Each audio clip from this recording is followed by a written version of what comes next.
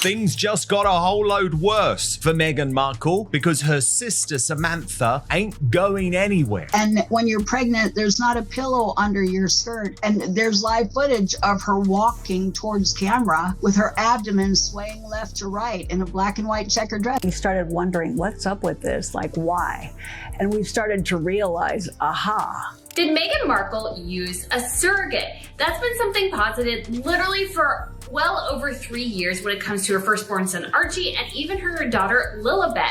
And many people even wonder, are their children even real? I think the palace and the machinery of the monarchy needs to take Harry and Meghan more seriously and make sure that Harry and Meghan's antics don't impact the future of the crown. In this case, about whether you think the birth was real, whether you think there was a surrogate, whether you think Meghan was wearing a moon bump, the fact is Harry and Meghan lied. Buckingham Palace lied on their behalf. There was a complete cover-up over the birth of Prince Archie. Meghan just went into labor when really Archie had been born for several hours at that point is a foolish game to play, and it only diminished credibility and trust, and it honestly made people kind of mad and irritated about the situation because it's like, well, why would you do that? Why are you lying to people? Why are you trying to mislead people? And I thought, what is she not contextually aware? She's trying to hide something. This is really sloppy pool. This is absolutely insane that they thought they could get away with it, especially Meghan Markle and Harry.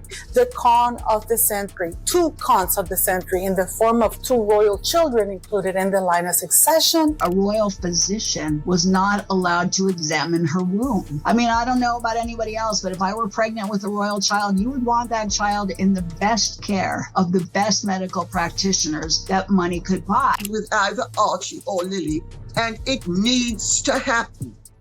They need to prove that those children, Meghan and Harry, are not entitled to privacy in this matter. And their privacy is trumped by our right to know that no bastard is going to sit on the throne of this country. There's one theme, just as a complete outsider paying half attention to Daily Mail headlines, that runs through her life, is she's blowing up families. I mean, she seems like she's really caused a lot of problems in her husband's family. Clearly, she's gone after your family. People thought they'd heard it all. They thought the Meghan Markle drama had already reached its peak. Lawsuits, interviews, tears, accusations, silence, rage. But then Samantha Markle opened her mouth again, and this time the room didn't just go quiet. It froze. Because this wasn't a petty family jab. This wasn't bitterness. This wasn't jealousy. This was a claim so explosive, it rattled everything people thought they knew about Meghan's pregnancies. And once it landed, it refused to be ignored. Samantha Markle just dropped a claim nobody was ready for. Meghan's pregnancy story, she says, doesn't add up. And the scariest part, the clues weren't hidden. They were right there the whole time, sitting in plain sight while the world applauded a fairy tale. And when you really stop and think about it, that's when the discomfort starts crawling up your spine. Because this isn't just gossip whispered on dark corners of the internet. This isn't random speculation from strangers who've never met her. This is coming from her own blood, her own sister. And Samantha wasn't vague. She wasn't coy, she was precise. There's a very big difference. It was deliberate. Here's where everything shifts. Samantha says this information traces back to their father, Thomas Markle. Not rumors, not feelings. Details. Frozen eggs, collected months before Archie was born. Timelines that don't align with basic medical reality. And once those words are spoken, one question becomes impossible to push away. Why did royal succession suddenly become wrapped in silence and secrecy? That question hangs there, heavy and uncomfortable, because royal protocol isn't flexible. It isn't emotional. It doesn't bend for convenience. And yet, suddenly, everything around Archie's birth felt different, off, muddled, confusing. So all of the pictures, my point is, out there were inconsistent with the idea of a real pregnancy. And that's when people started asking the question no one was supposed to ask out loud. Did Meghan Markle actually give birth to Archie and Lilibet? Or is there something much bigger hiding behind the polished smiles and carefully staged photos, To understand why this question won't die, you have to rewind. Way back to the moment Harry promised honesty. Now we are looking at the two different theories and whether or not they're truly viable. Is it viable and possible that she would have this postpartum swelling or weight gain without carrying the babies herself through using a surrogate? Harry's memoir, Spare, was sold as raw truth. No filters, no palace spin, just emotion, pain, and vulnerability. But buried beneath the trauma and family conflict was one detail that quietly detonated everything. Meghan allegedly gave birth at Portland Hospital and was back at Frogmore Cottage within 2 hours. 2 hours. To some people, that sounds impressive, strong, powerful. But to anyone who has given birth, or even stood next to someone who has, that timeline doesn't sound heroic. It sounds impossible. Portland Hospital to Frogmore Cottage is roughly an hour's drive on a perfect day, no traffic, no delays. So for this timeline to work, everything would have had to happen at lightning speed. The baby born, Meghan recovering, doctors finishing mandatory checks, nurses clearing the baby, paperwork signed, bags packed, security cleared, then an hour-long drive home. All inside 120 minutes. That's not normal. It's not allowed under standard hospital rules. And medical professionals didn't just raise eyebrows, they outright questioned it. And then there was the announcement, because when people examined how Archie's birth was revealed, something else jumped out. It broke centuries of royal protocol. The Queen is meant to be informed the moment labor begins, not later, not after the fact. Immediately. That isn't tradition. It's mandatory. But reports claim that didn't happen. The press received mixed stories. The timing didn't match. No official witnesses appeared. And then 11 days later, the birth certificate was allegedly changed. Meghan's name altered to her royal title. That alone was enough to make people uneasy. And when you put it next to how every other modern royal birth unfolded, especially Catherine's, the contrast becomes impossible to ignore. Cameras outside the hospital, clear announcements, witnesses, paperwork handled cleanly from day one. This was never about privacy. It was about protocol. Because protocol exists for one reason, legitimacy, and once the timeline already looked shaky, Samantha Markle's next claim sent shockwaves through everything. She didn't just say something felt off. She said her father knew something. According to Samantha, Thomas Markle allegedly told her that 9 months before Archie was supposedly born, Meghan collected her frozen eggs 9 months, not years earlier, not for future planning, right on the exact timeline that aligns with surrogacy. That's when people stopped scrolling. That's when people leaned in. Because if Meghan's own father knew frozen eggs were being retrieved at that moment, then plans were allegedly already in motion. Plans that didn't involve a natural pregnancy. And Samantha didn't hesitate. She said it plainly. If a surrogate was used, just admit it. The secrecy only fuels suspicion. But then she pointed out the part that really matters. Royal law is clear. An heir must be born of a titled royal mother, not carried by a surrogate. If surrogacy is involved, the children would allegedly be removed from the line of succession. That's not opinion. That's the rule. And suddenly, the silence makes sense. Because if that truth comes out, everything changes in an instant. Titles vanish. Status disappears. Everything Meghan is said to have fought for evaporates. So why not deny it outright?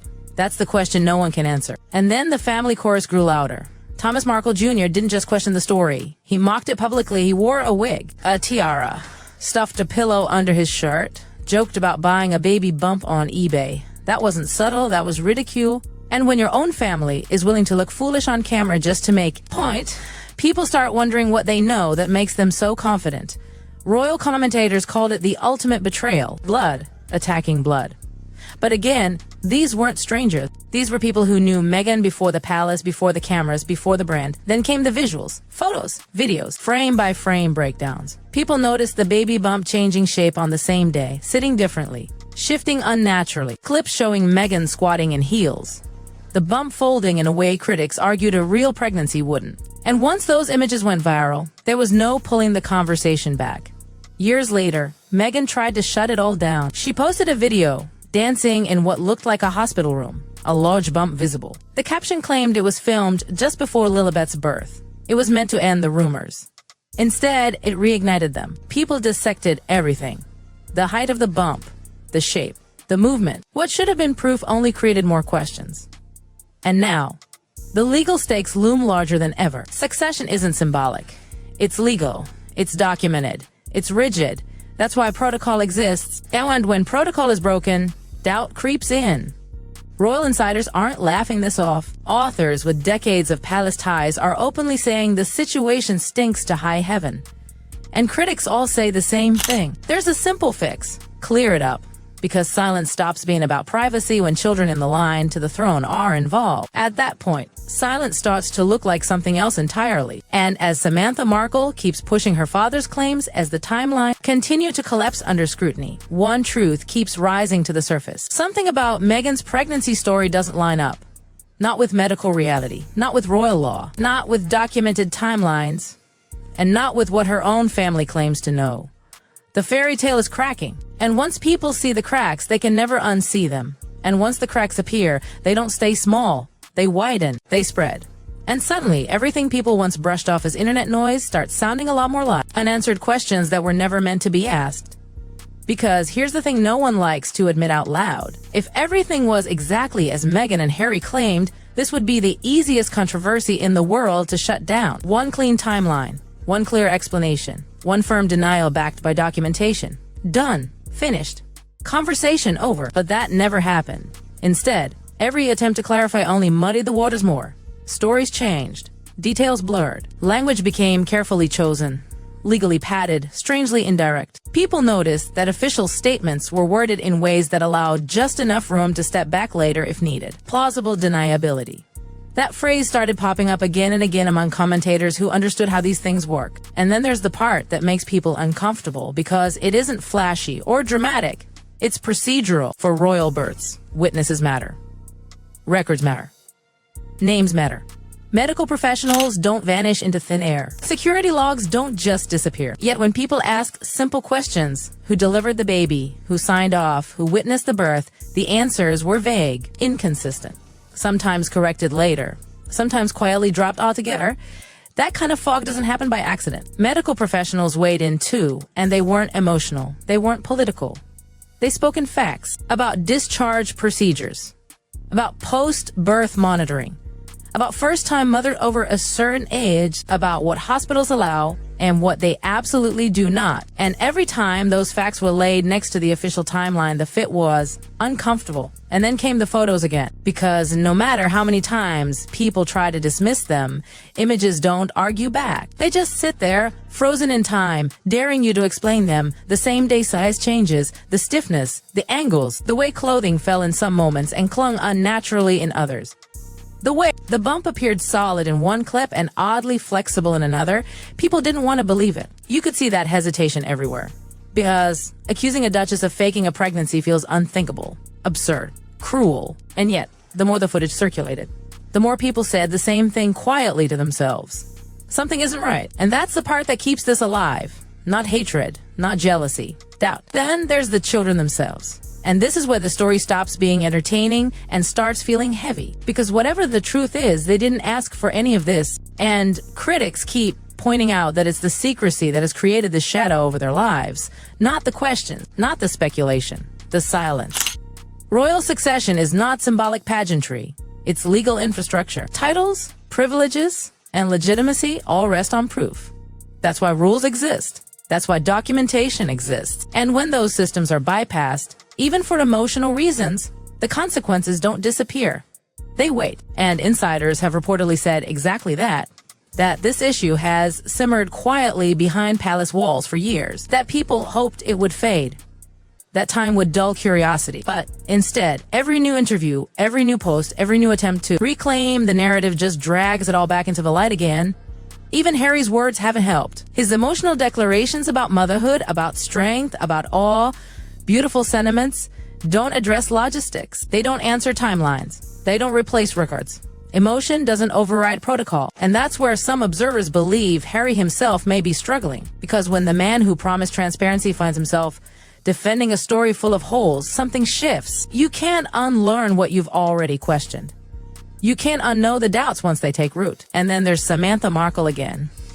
Unrelenting, unapologetic, still pointing back to her father. Still insisting those frozen eggs weren't a coincidence. Still saying that if surrogacy was used, honesty would end this overnight. But honesty comes at a cost, because if surrogacy is acknowledged, everything collapses at once. Titles, placement, status, narrative. And that's why critics believe the silence isn't confusion, it's strategy. A holding pattern? Delay long enough and hope the public moves on.